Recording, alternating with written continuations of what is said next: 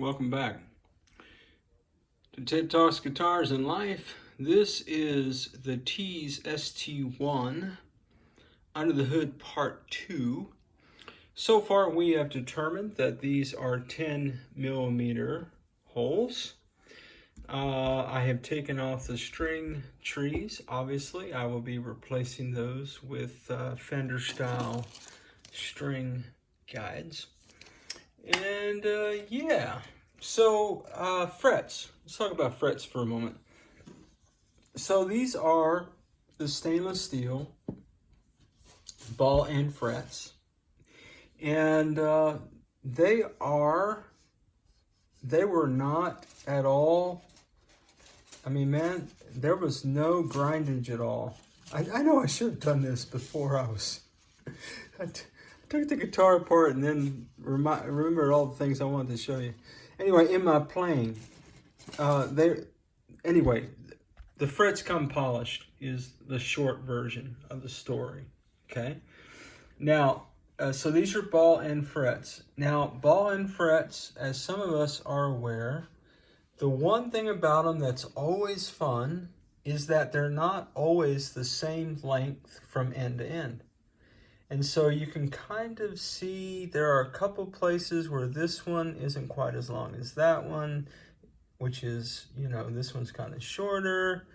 And you just kind of got this little variation, you know.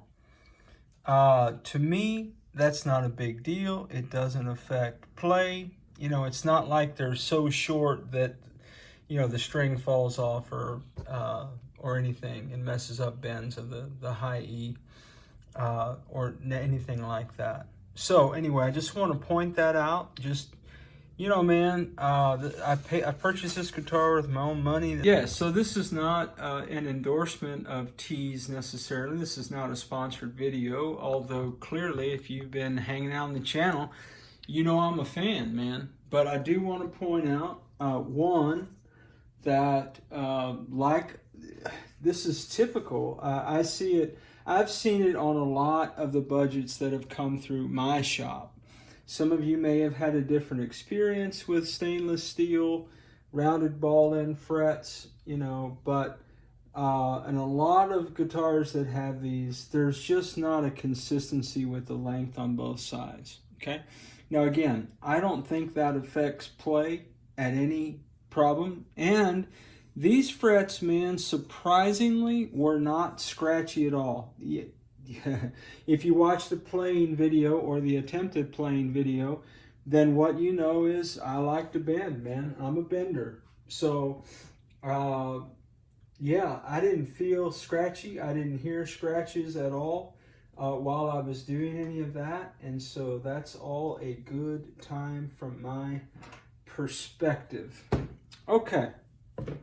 So there is, you know, a couple of things that I also want to mention while we're doing Under the Hood tonight. And I don't know that you're going to be able to see it on camera very well.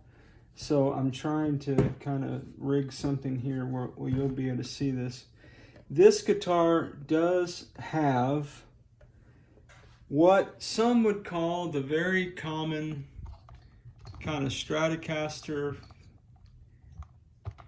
neck pocket, you know, either scratch or unfortunately I don't think you can see it. Let's see if I can get in here. Can you see that? No, of course you can't. Yeah, there you go, right there. And also on the other side, in the corner of the neck pocket, I have a little scratch there. I was giddy when I pulled it out of the box. I've remained giddy as I played it. And I'm still kind of giddy about the guitar in general tonight. The internet is full of debate about the severity of those cracks, what those cracks will do in the long term. What I know is that those cracks did not affect the playability of the guitar in my hearing. And I don't know that I'm really worried about that. I've seen those kind of cracks on, you know, a lot of Stratocasters that I've had through the years. Anyway, so somewhat, I mean, what I like for the cracks, the scratches, I don't know if it's a crack or a scratch, okay? So I'm going to call it a crackle scratch or something like that. But whatever that is, man, would I have preferred that it not be there? Sure. But it is there. And, you know, man, like I said, guys, I am just one guy talking about a journey with Tease Guitars. This is not a sales pitch or a commercial, all evidence to the contrary, some would say. Well, let's take this neck off and see what happens, huh? Yeah. One of these days I'm going to complete the story about this screwdriver. This very long screwdriver. Let me start up here. The light is in the way.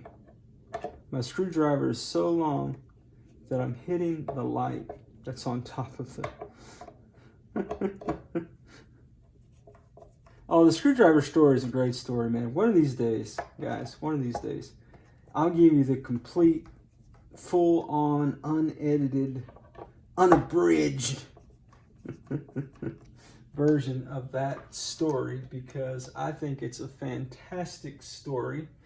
Of course, you know, man, some guys would say, well, you know, if you're going to make a video, maybe you could get the right equipment out in advance. But, you know, man, I know that I'm hanging out tonight with some really cool folks who've got a little bit of patience with me. And you're not new, so you've seen this happen before. All right, so you can either endure this for a second, or maybe I will fast forward through this part. Let's see what happens.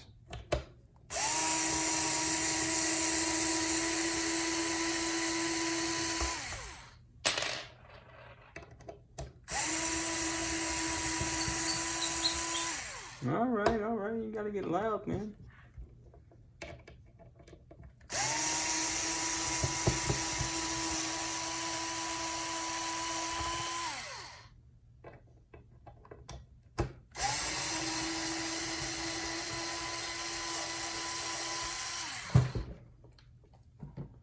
Well, guys, I didn't do that very well, in as much as I wanted to keep that in the neck pocket.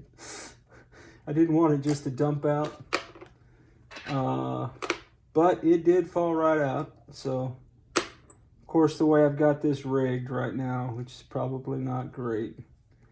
One thing I'm not a fan of on any guitar is when the neck plate screw threads the body of the guitar, but that's just me. Obligatory plastic piece, I'll probably lose that, as I do on most of my guitars, and my fingerprints if anybody wants to ID me. Yeah, so you got your basic hole there, finishing hole. Ooh, isn't that interesting? What's interesting? I can't see the shot. Okay, hang on, guys. I gotta vacuum this dirt for a second. Is he gonna do that right now? Does he not know we're waiting on him? Headphones.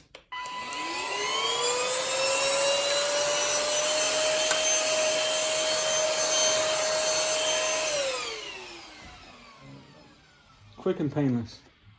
All right, so we'll start here. So you've got your, you know, your typical kind of, I've seen this on every guitar I've taken apart on the channel, except one, and I can't remember what it was. You know what? I think it might have been that Fesley kit guitar. Yeah, probably, because they hadn't put it together or something like that. Anyway, man, so I'll get a file and I'll just take those burrs off. Not a big deal.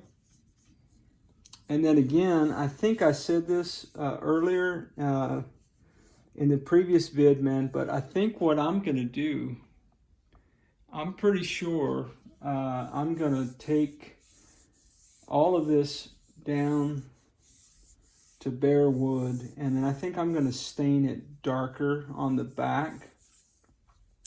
And apparently, per the folks at Tease, Music Nomad F1 oil is the preferred treatment for their necks, fingerboards.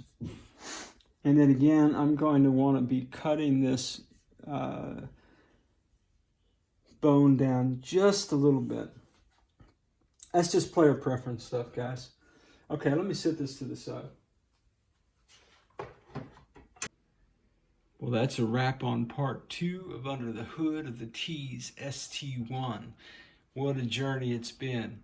Hey, wherever you are in your guitar journey, man, I pray it's a long, smooth, safe, joy-filled ride for you, Jack. Rock on with your bad selves. Catch you down the road.